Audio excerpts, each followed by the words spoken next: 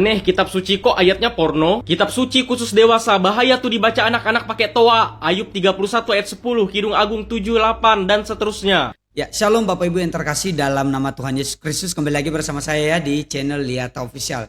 Pada video kali ini kita kembali mereaction video TikTok dan secara random, namun hanya sekitar 2 akun yang saya reaction.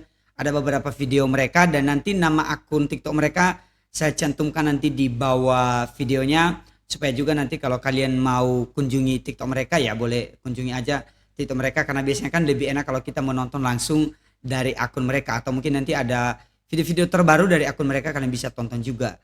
Oke, langsung aja dulu mari kita ke video yang pertama ini. Ketika dia menanggapi soal Pak Marwarar Sirait ini yang lagi heboh tentang karena dia memberikan sumbangan ke Palestina melalui kasih Natal dan akhirnya juga dia memberikan kepada kaum yang lagi mengalami musibah di daerah Tapanuli dan juga sekitarnya di sana. Dan mari kita tonton dulu videonya ya, bagaimana tanggapan beliau tentang hal ini. Marwarar Sirait sumbang uang pribadinya ke Palestina 11 miliar untuk perjuangan kemanusiaan. Kata netizen, gajah di pelupuk mata tak nampak, semut di seberang lautan nampak. Tolong Pak Sirait, lihat di Sibolga hari ini.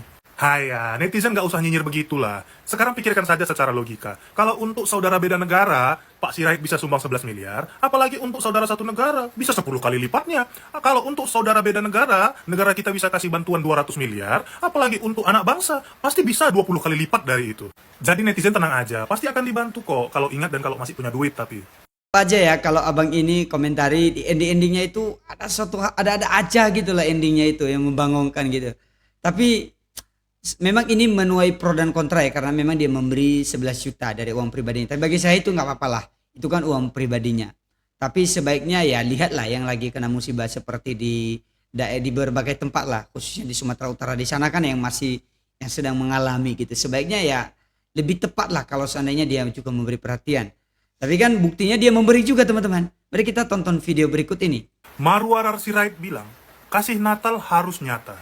500 juta disalurkan untuk masyarakat kena bencana di Tapanuli Tengah. Nah, tadi kan saya sudah bilang, pasti akan dibantu. Kalau apa? Kalau ingat dan kalau ada uang. Udah ingat, tapi uangnya wes ente, tinggal 500 juta. Jadi ya 500 juta lah yang disalurkan. Tapi bang, kan bisa sih yang 11 miliar disalurkan ke Tapanuli Tengah ya 500 juta ke Palestina. Gini kawan, daripada ngeributin uang Marwarar Sirait, mending kita minta dana APBN untuk penanggulangan bencana aja. Gimana? Cocok? Wah, memang tanggapan abang ini keren ya. Ya tapi itu sih teman-teman, karena gini, memang sih di sisi lain menuai pro dan kontra, di sisi lain memang ini apa yang diminta netizen lah. Karena bapak ini kan kita tahu dia bantu Palestina, ya kita bersyukur aja lah ketika dia bantu 500 juta itu kan suatu hal yang luar biasa. Jangan juga kita selalu netizen selalu berkata-kata yang negatif terus juga untuk beliau. Jangan, kita bersyukur aja. Karena ya mereka di sana juga membutuhkan dan dia sudah bantulah walaupun nilai, karena ini kan kembali lagi ya, ini kan nilainya kan dari dompet pribadinya dia, dari uang pribadinya dia gitu. Jadi ya nggak apa-apa bagi saya, walaupun mungkin jumlahnya tidak berbeda dengan yang di seberang sana yang jauh di sana gitu. Oke, ada postingan Instagram dari Pak Permadi Arya, saya tunjukkan aja di layar gambarnya.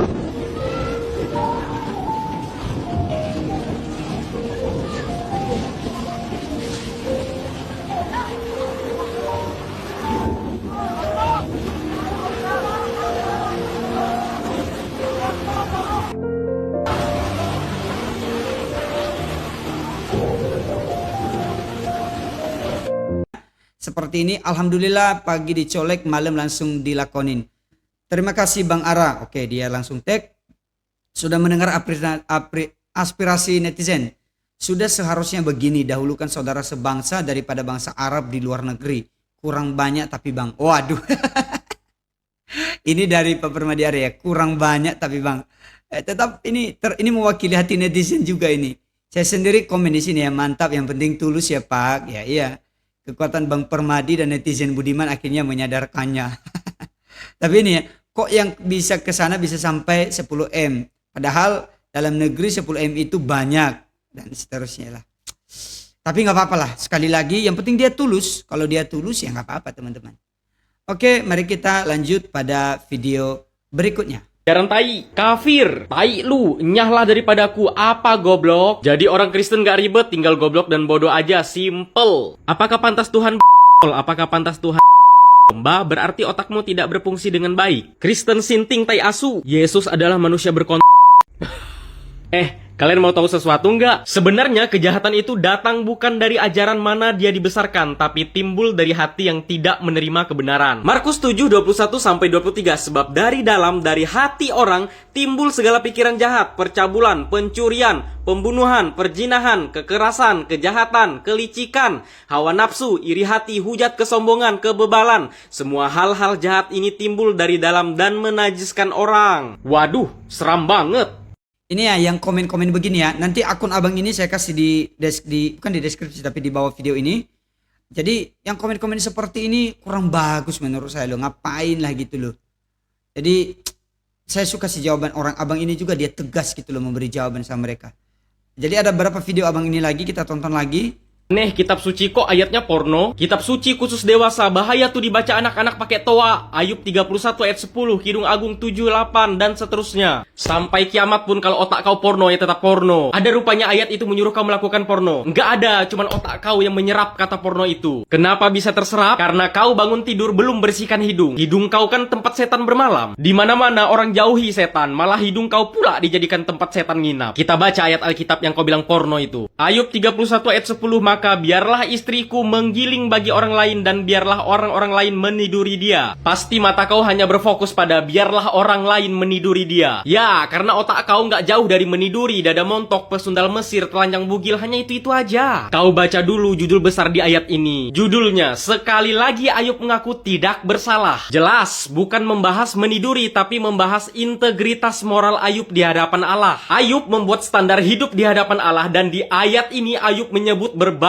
jenis dosa dan ia bersumpah tidak melakukannya. Ayub 31 ayat 1, aku telah menetapkan syarat bagi mataku, masakan aku memperhatikan anak dara. Artinya Ayub memiliki penguasaan diri. Ayat 5 dan 6, jikalau aku bergaul dengan dusta atau kakiku cepat melangkah ke tipu daya, biarlah aku ditimbang di neraca yang teliti, maka Allah akan mengetahui bahwa aku tidak bersalah. Artinya Ayub jujur. Ayat 9 dan 10, jikalau hatiku tertarik kepada perempuan dan aku menghadang di pintu sesamaku, maka biarlah istriku menggiling bagi orang lain dan biarlah orang-orang meniduri dia. Ayat 9 dan 10 itu menyatakan Ayub setia dalam pernikahan. Enggak kau baca rupanya di ayat 9 itu ada kata jikalau. Ngerti kan kau sampai sini? Kalau belum ngerti, kubacakan lagi ayat 11 biar kau ngerti. Ayat 11, karena hal itu adalah perbuatan mesum, bahkan kejahatan yang patut dihukum oleh hakim. Mana ada ayat mesum, malah ditegaskan bahwa itu adalah kejahatan yang patut dihukum. Lebih sadis lagi ayat 12. Ayat 12, sesungguhnya itulah api yang memakan habis dan menghanguskan seluruh hasilku. Artinya apa? Kalau kau nggak setia sama pasangan kau, dan kau wanita menggatal dengan pria lain, dan kau pria menggatal dengan wanita lain, itu adalah api yang menghanguskan seluruh jerih payah kau. Udah paham kan kau? Nggak ada di Alkitab itu ayat porno, jangan ngarang bebas kau. Makanya kalau kamu nggak paham ajaran Kristen, kalau kamu nggak paham kitab Kristen, jangan baca setengah-setengah, jangan ngutip-ngutip ayat, tapi baca seutuhnya supaya tidak salah paham dengan isi atau konten yang dimaksud dalam teks tersebut, dan tidak salah menafsirkan, dan tidak hanya menduga bahwa itu adalah berkaitan dengan seperti yang dituduhkan di komentar itu doang tadi. Janganlah, harus juga melihat semuanya seperti yang dilihat oleh abang ini tadi, dia bacakan kan semuanya.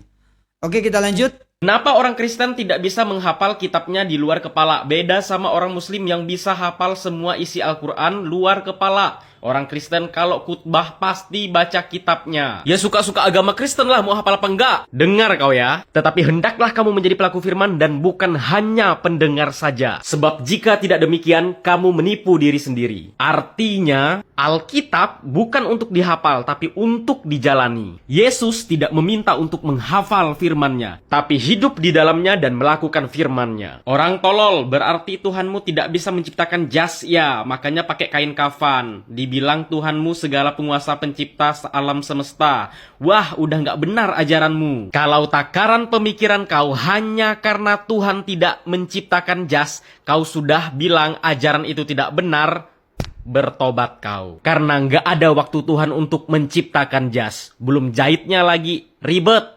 Ya sekali lagi ya, untuk apa menghafal kalau nggak ngerti artinya? Itu dalam kitab kami ya. Mending kami diajarin, kami belajar, kami menghayati firman Tuhan dan kami melakukan sesuatu yang dalam firman Tuhan. Toh juga mereka yang menerjemahkannya itu berdasarkan juga bahasa aslinya. Itu melalui seleksi yang luar biasa. Diterjemahkan ke bahasa Inggris, langsung ke bahasa Indonesia, ke bahasa-bahasa daerah lainnya, bahasa negara yang lainnya juga, dan berbagai versi-versi lainnya. Apakah kalian mengejek kami umat terjemahan? Ya, enggak dong. Justru itu keajaiban dan yang luar biasa. Karena memang ada bahasa Ibrani, bahasa Yunani diterjemahkan ke berbagai bahasa yang bisa dimengerti. Justru itu kami syukurin. Kami tidak hanya sekedar menghafal tapi kami memahami gitu. Ini jawaban abang ini ngeri-ngeri ya. Dia langsung to the point gitu teman-teman. Oke, kita next dari akun Kak Sheila ini namanya. Udah siap live streaming. Kalau adek mulai vlogin masuk Islam pasti makin laris jualannya serta meledak followersnya serta jadi barokah. Kurang member kah Om? Ini ya udah ada beberapa komentar juga di live kakaknya ini. Karena dia orang Kristen, ada yang bilang itu tiang jemuran gitu, nggak usah beli. Nah ngapain ya, dia aja sudah laku kok. Saya tahu di kakak ini ya teman-teman, mungkin dari tahun lalu ya. Dia itu live hanya masih 10.000. Sekarang sudah ratusan ribu loh followernya. Kurang apa lagi berkat Tuhan untuk dia. Jadi jangan menghakimi, ingat itu ya, jangan menghakimi. Kalau di agamamu diajarin seperti itu ya jangan lakukanlah itu sama orang lain lah, nggak bagus gitu loh. Oke, kita lanjut pada video berikutnya. Ru'inna kala majnun. Ini jago ini.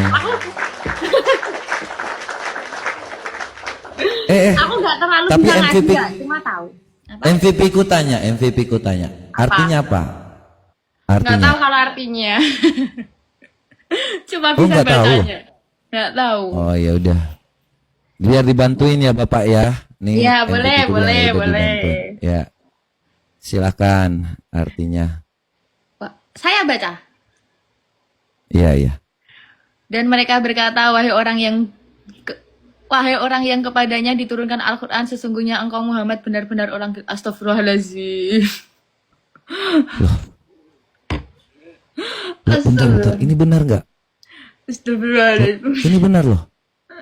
Ini benar. Enggak bener.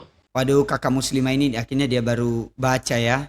Dia baru ngeh gitu. Bagi saya sih memang dalam konteks ini katanya, dalam konteks ayat ini bukan berarti Muhammad itu adalah seperti yang disulisin, tapi itu adalah kata-kata orang kafir. Tapi maksudnya gini, kalau memang dari awal mereka mengerti isi kitab mereka, pasti dari awal juga mereka bisa langsung menjelaskan. Kalau ada langsung dijelasin gitu loh. Dari awal, bukan setelah baru udah baca bahasa Arabnya, terus tiba-tiba baru kaget. Harusnya udah dari awal mereka paham dong kalau gitu, kalau emang paham. Tapi ini apa? Ya ini karena hanya dihafal doang. Nah itu akibatnya kalau memang hanya dihafal. Ini tadi yang dibilang ya, nyambung dengan yang sebelumnya tadi, video abang yang sebelumnya gitu. Makanya ya saya beruntung jadi orang Kristen. Ya bukan berarti saya merendahkan agama lain, tapi saya beruntung menjadi orang Kristen yang percaya kepada Tuhan Yesus karena saya memiliki surga yang pasti di dalam Yesus Kristus. Baik Bapak Ibu, demikian aja video kita kali ini. Semoga kalian suka dengan video kita. Kalau kalian suka silahkan berikan like kalian, silahkan komen di bawah, berikan tanggapan kalian. Dan saya menunggu juga mungkin ada usul-usul video yang dari kalian teman-teman semuanya. Kalau ada ya silahkan berikan di bawah. Oke, sampai jumpa kembali. Tuhan Yesus memberkati kita semua. Shalom.